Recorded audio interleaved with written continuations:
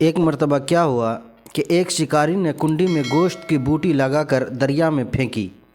ایک مچھلی اسے کھانے دوڑی، وہیں ایک بڑی مچھلی نے اسے روکا اور نصیحت کی کہ اسے منہ نہ لگانا، اس کے اندر ایک چھپا ہوا کانٹا ہے جو تجھے نظر نہیں آ رہا۔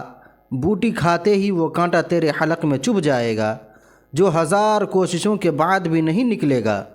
تیرے تڑپنے سے باہر بیٹھے شکاری کو اس باریک ڈوری سے خبر ہو جائے گی، تو تڑپے گی، وہ خوش ہوگا، اس باریک ڈور کے ذریعے تجھے باہر نکالے گا، چھری سے تیرے ٹکڑے کرے گا، مرچ مسالہ لگا کر آگ پر ابلتے ہوئے تیل میں تجھے پکائے گا۔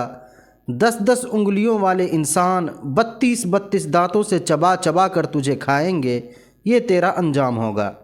بڑی مچھلی یہ کہہ کر چلی گئی۔ چھوٹی مچھلی نے دریا میں ریسرچ شروع کر دی۔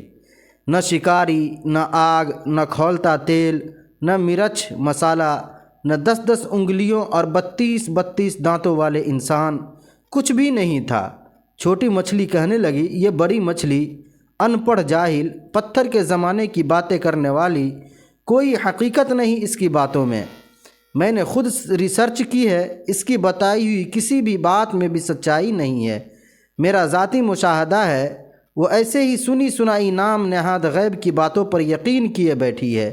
اس ماڈرن سائنسی دور میں بھی پرانے فرستودہ نظریات لیے ہوئے ہے۔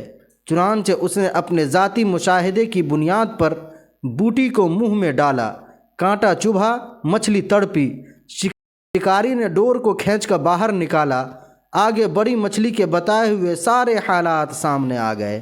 انبیاء کرام علیہم السلام نے انسانوں کو موت کا کانٹا چبھنے کے بعد پیش آنے والے غیب کے سارے حالات و واقعات تفصیل سے بتا دیے ہیں۔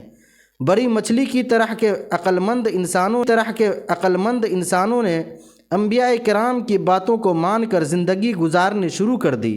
چھوٹی مچھلی والے نظریات رکھنے والے انبیاء کا بتایا ہوا راستہ چھوڑ کر اپنی ظاہری ریسرچ کے راستہ پر چل پڑے۔